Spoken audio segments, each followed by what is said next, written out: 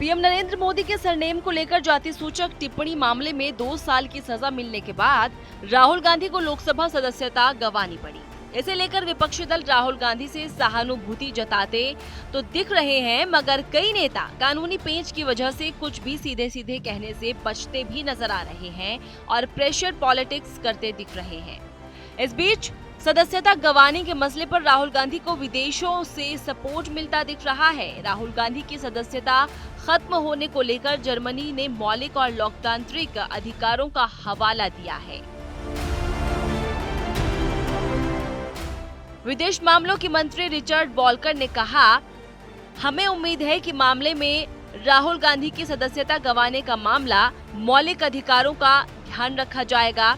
न्यायिक स्वतंत्रता के मानक और मौलिक लोकतांत्रिक सिद्धांत मामले में लागू होने चाहिए। जर्मनी से पहले अमेरिका में भी राहुल के मामले में बयान दिया। अमेरिकी विदेश विभाग के उप प्रवक्ता वेदांत पटेल ने कहा था कि किसी भी लोकतंत्र में न्यायिक आजादी के लिए सम्मान उसकी आधारशिला होती है। राहुल गांधी पर भारतीय अदालतों में चल रहे मामलों पर हमारी नजर है। राहुल गांधी ने अभी हाल के अपने विदेश दौरे में पश्चिमी देशों से भारत के कुछ मसलों में हस्तक्षेप की मांग की थी। कांग्रेस सांसद दिग्विजय सिंह ने भारत के कथित लोकतांत्रिक मुद्दे पर राहुल गांधी का सपोर्ट करने के लिए धन्यवाद बोला है।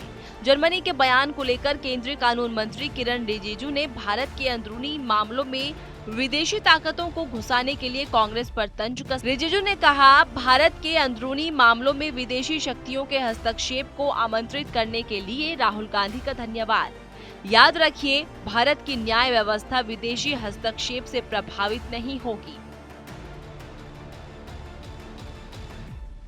एक दिन पहले ही बिहार के मुख्यमंत्री नीतीश कुमार राहुल गांधी की सजा और सांसदी जाने के सवाल पर पल्ला झाड़ते नजर आए।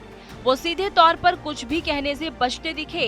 एक सवाल पर प्रतिक्रिया में उन्होंने कहा था, मेरी आदत है कि किसी मामले में केस चलने पर हम बोलते नहीं हैं, जांच में हम इंटरफेयर नहीं करते, अदालती मामलों में मेरी प्रतिक्रिया नहीं होती।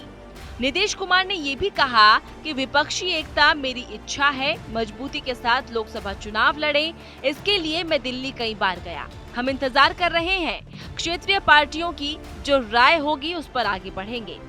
दरअसल नीतीश कुमार का नाम बार बार पीएम कैंडिडेट के रूप में उछाला जा रहा है।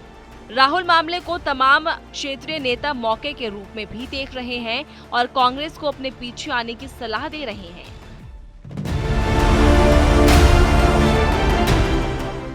इसके पहले अखिलेश यादव भी राहुल की सदस्यता पर बीजेपी को घेरते नजर आए थे। सपा प्रमुख ने कहा था कि पहले जो काम कांग्रेस करती थी वो भी अब बीजेपी सरकार कर रही है। कांग्रेस भी एजेंसियों का दुरुपयोग करती थी और क्षेत्रीय दलों को अपमानित करती थी। अखिलेश ने तब भाजपा से मुकाबले के लिए कांग्रेस को क्षेत्रीय दलों के साथ आने की अपील की थी। देश में अब तक कई विधायकों और सांसदों की सदस्यता कानूनी वजहों से गई है। कुछ सदस्यों ने कोर्ट में कानूनी रास्तों से वापस सदस्यता भी हासिल की है।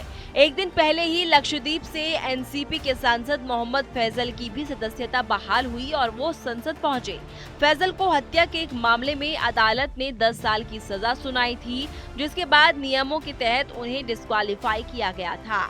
लेकिन बाद में स्थानीय अदालत की सजा पर केरल हाईकोर्ट ने दोष सिद्धि पर रोक लगा दी थी। बाद में इसी ग्राउंड पर फैजल ने सदस्यता बहाल करने के लिए कानूनी विकल्पों का सहारा लिया और सुप्रीम कोर्ट में मसले पर याचिका दायर की। फिलहाल उनकी सदस्यता बहाल है।